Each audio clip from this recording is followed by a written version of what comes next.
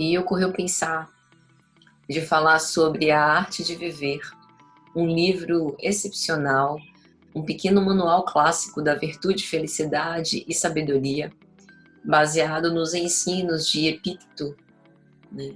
E nessa edição, que eu vou usar como referência, uma nova interpretação de Sharon Lebon. A gente sabe que Epíteto foi um filósofo grego estoico, nascido no ano 50 depois de Cristo. Viveu inclusive em Roma. Epíteto foi um conferencista que não deixou escritos filosóficos, e os principais aspectos da sua filosofia foram preservados para as gerações futuras, principalmente por seus súditos, dentre eles o historiador Flávio Arriano, que acabou compilando uma série de ensinamentos de Epíteto nesse resumo dos seus escritos. Entre as indagações que Epíteto andava às voltas está como viver uma vida plena, feliz, como ser uma pessoa com boas qualidades morais. E responder essas perguntas sempre foi a grande paixão de Epíteto. Para ele, uma vida feliz e uma vida virtuosa são sinônimos. Felicidade e realização pessoal são consequências naturais de atitudes corretas. Num dos conceitos que Epíteto nos legou está a vontade. E ele dizia que a nossa vontade está sempre sob nosso poder. Então ele vai dizer: nada pode, de fato, fazê-lo parar. Nada pode realmente impedi-lo de prosseguir. Porque a sua vontade está sempre sob seu controle. A doença pode desafiar o seu corpo. Mas será que você é só um corpo? As suas pernas podem estar incapazes de andar, mas você não é somente um par de pernas. A sua vontade é maior do que suas pernas. A sua vontade não necessariamente precisa ser afetada por algum incidente, a menos que você permita. Lembre-se disso com relação a tudo que acontece com você. Porque o propósito da filosofia é iluminar os caminhos da nossa alma, que foram contaminados por convicções infundadas, desejos descontrolados, preferências e opções de vida questionáveis, que não são dignas de nós. E o principal antídoto a tudo isso é um autoexame minucioso, aplicado com bondade. Além de erradicar as doenças da alma, a vida de sabedoria também pretende nos despertar da apatia e nos introduzir no caminho de uma vida ativa e alegre.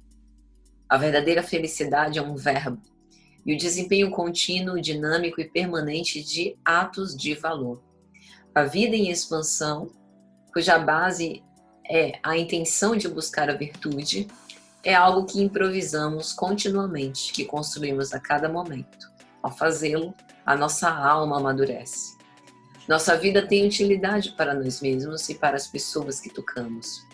Para aliviar o sofrimento da nossa alma, precisamos nos entregar a uma introspecção disciplinada, na qual realizamos exercícios mentais para fortalecer a nossa capacidade de descobrir quais são as convicções e os hábitos sadios e quais são os prejudiciais causados pela negligência. E a construção da felicidade, esse conceito, ele não é estático, nem é algo que vale para todos. Cada um de nós precisará encontrar os seus próprios caminhos, daí o seu desempenho contínuo e dinâmico, que está descrito em termos dos atos de valor que nós temos. Mas qual é esse valor? Esse valor ético, esse valor moral, esse valor que nos soergue, que ele vai chamar pelo exercício da filosofia como a construção e a busca da sabedoria. Então, Epíteto nos serve especialmente para falar sobre a arte de viver, a busca da felicidade, a conquista da sabedoria. Numa visão da psicanálise, Freud aborda a questão da felicidade na obra O Mal-Estar na Civilização ou O Mal-Estar na Cultura, em 1930. Pouca gente sabe, mas o título original por ele escolhido foi A Infelicidade na Civilização. que foi posteriormente modificado, né, para que retratasse de um modo um pouco mais realista aquilo que ele traz nessa obra de Foucault. Uma das coisas que Freud vai dizer é que as nossas possibilidades de felicidade sempre são restringidas por nossa constituição. Então, o ser humano, talvez desamparado, sinta esse ímpeto, né, no âmago do seu ser, de ser o mais feliz que puder por mais tempo possível.